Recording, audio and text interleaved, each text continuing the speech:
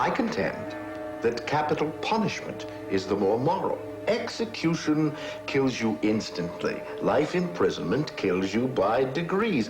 Which executioner is the more humane? The one who kills you in seconds, or the one who draws the life out of you incessantly for years? They are both equally immoral. But if given a choice, I would certainly choose imprisonment. It's better to live somehow than not to live at all. Oh, that's a lie. I'll bet you 2 millions that you couldn't even stick for 5 years in a cell. If you're serious, then I bet I'll stay not 5, but 15. 15? Well, done. I stake my 2 millions. Agreed. You stake 2 millions, I my freedom. Come to your senses before it's too late. The 2 millions means nothing to me, but you stand to lose 3 or 4 of the best years of your life. And I say 3 or 4 because you'll never be able to stick it out for longer than that. We shall see. Don't forget, this will be voluntary imprisonment. The idea that you could free yourself at any moment will poison the whole of your life in the cell. I pity you. Pity? From a banker? Why did I make this bet? What good will it do? The lawyer loses 15 years of his life. And I throw away 2 millions. 2 millions. His light is always on. Does the man never sleep? He used to sleep. You still insist? A bet is a bet, my friend. 15 years? Strictly solitary. Strictly obligatory. You may leave of your own free will anytime you so desire. All the comforts, of course. Music, wine, books, any quantity, any time. 12 o'clock, November 14th, 1885. An excellent memory. What else have I to remember but that? The date of my freedom. You're a brave man. And you are a rich man. In 15 years, you could be both. So you do believe I can do this? Perhaps. Only time will be the judge. You see? No lock. The bet is the lock, my friend. Alexander said the state was not God. It had no right to take away life. I have a question for you then. Is money God? Please, answer me that question when I come out. 15 years to wait for an answer?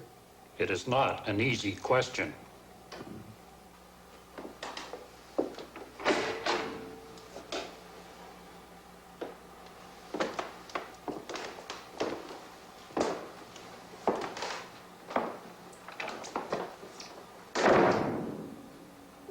Of course,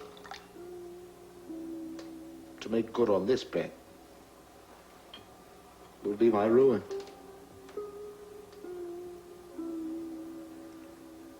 I have no more 2 millions now than I have common sense.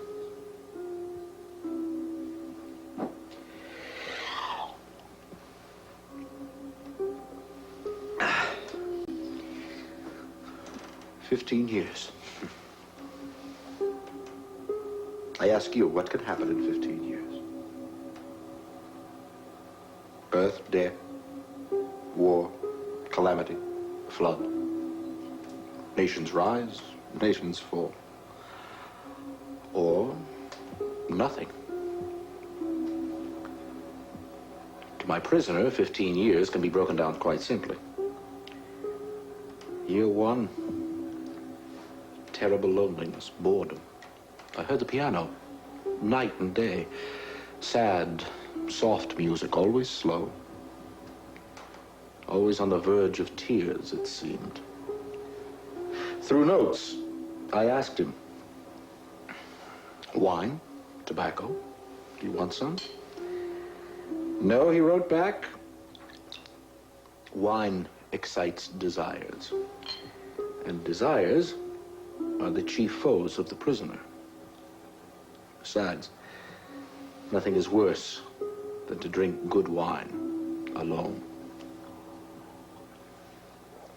I sent him books in those years, light books, comedy, fantasy, love. In the second year, the music stopped, and the books that he asked for were classics. And then in the fifth year, the music started again, and he asked for wine.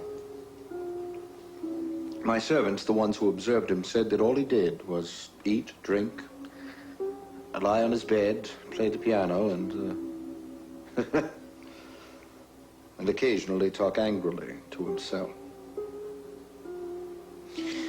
The sixth year, all languages. He mastered 6 of them. It took him 4 years. Those were the happy years for him. Then, in the 10th year, he asked for one single book. After the 600 or so that he devoured previously, he asked for one single book.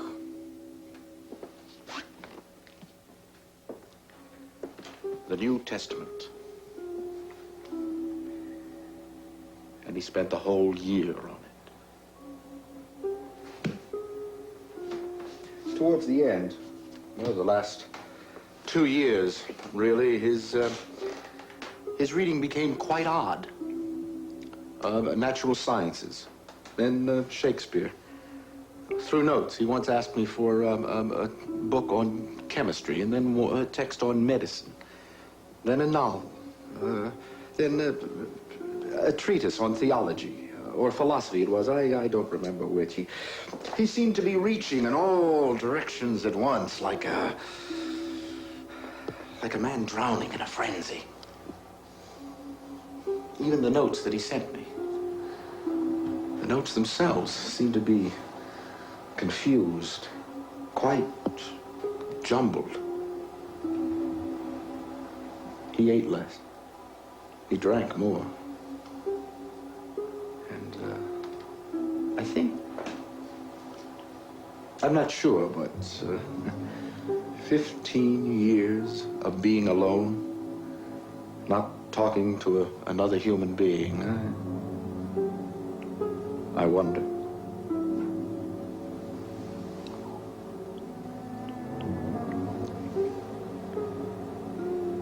Of course, he must die. I mean, that's quite clear.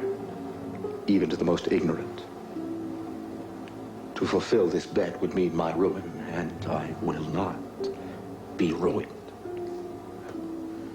Not by some lunatic who will spend my last penny, enjoy life with it, gamble, play the stock exchange.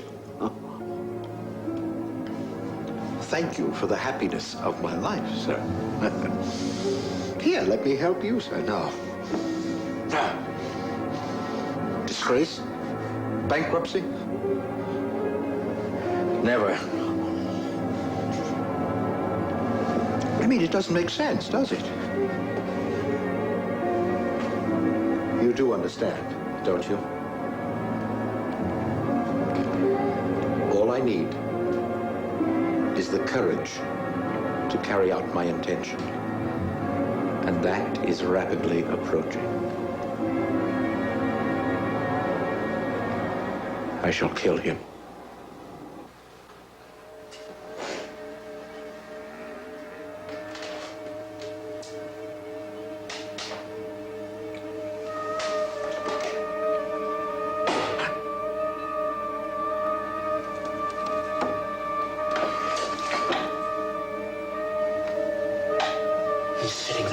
statue.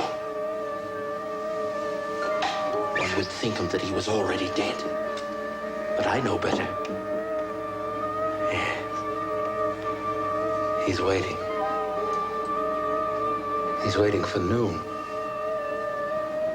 He's waiting to turn me into a beggar. Oh, how he'll love that. Won't you?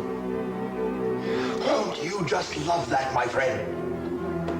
You can't wait to see me grovel, can you? Like some godforsaken beggar at your feet. Like some dog. Like a whipped and beaten dog. Never, never, never,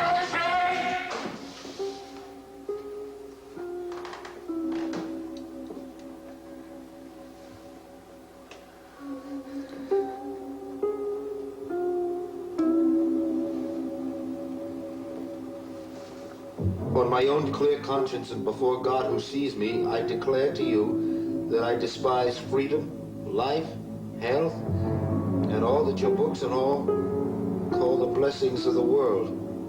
Your books gave me wisdom. All the thoughts of all the centuries are compressed in a tiny lump in my skull. And I despise your books. Everything is void, frail, visionary, and delusive as a mirage. You are mad and gone the wrong way. The books told me this. They told me how you dreamers wish for things that cannot be, how you take lies for truth and ugliness for beauty. And so all of you immortal men shall die like mice, and your wisdom will burn with the earth. I have only contempt. I do not want to understand any of you. I once dreamed of 2 millions in gold as paradise. Keep your paradise. It is hell.